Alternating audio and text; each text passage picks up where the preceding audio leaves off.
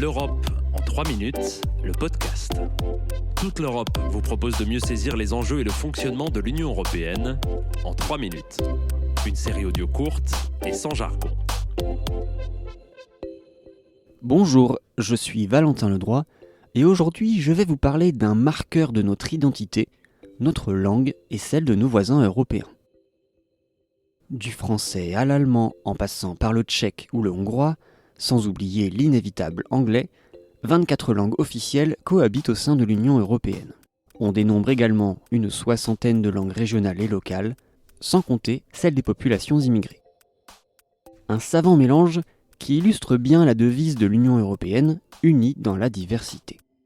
Les États membres sont attachés à cette diversité linguistique, au point de l'inscrire dans la Charte des droits fondamentaux de l'Union, mais aussi dans les traités.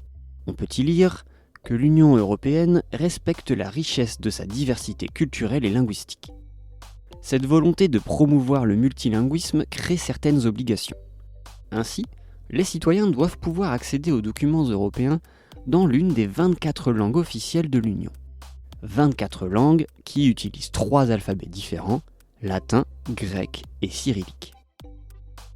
Quand un État membre adhère à l'Union européenne, il fait reconnaître une de ces langues comme langue officielle, mais seulement une, ce qui oblige parfois à faire des choix.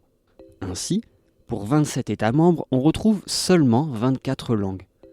Certaines sont partagées entre plusieurs pays, comme l'allemand pour l'Allemagne et l'Autriche, ou le grec pour la Grèce et Chypre. Cette dernière a ainsi renoncé à inscrire le turc, l'autre langue officielle du pays. Gracias, Presidenta. Madame la Présidente, Madame la Vice-Présidente, chers collègues. Grazie, Presidente. Voglio ringraziare. Ja, vielen Dank, Frau Präsidentin, Frau Kommissarin. Comme on vient de l'entendre, les députés européens peuvent librement s'exprimer dans l'une de ces 24 langues lorsqu'ils interviennent dans l'hémicycle. Les institutions emploient ainsi un nombre impressionnant d'interprètes et de traducteurs. Rien qu'au Parlement européen, on compte environ 300 interprètes permanents, auxquels il faut ajouter 1500 interprètes indépendants. Malgré cette intention louable de préserver les langues européennes, l'usage de l'anglais reste prédominant. Dans les institutions européennes, il est clairement privilégié parmi les 3 langues de travail. Le français et l'allemand sont relégués loin derrière. Pourquoi un tel plébiscite ? Parce que l'anglais joue un rôle de lingua franca. Autrement dit, un moyen de communication pour 2 personnes de langue maternelle différentes. Pourtant, depuis le Brexit, l'anglais n'est plus la langue maternelle que d'une poignée d'Européens. Si le Royaume-Uni a présenté cette langue lors de son adhésion, ce n'est pas le cas de l'Irlande ou de Malte qui lui ont préféré le gaélique et le maltais. Mais l'anglais reste tout de même une langue officielle tant que les 27 ne décident pas unanimement de le retirer. À Bruxelles, on n'a donc pas fini d'entendre le broken English, cet anglais est un peu hésitant, mais toujours essentiel.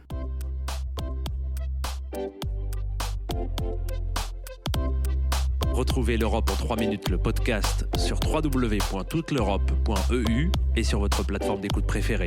Partagez-le, commentez-le et à très vite pour un prochain épisode. L'Europe en 3 minutes, le podcast.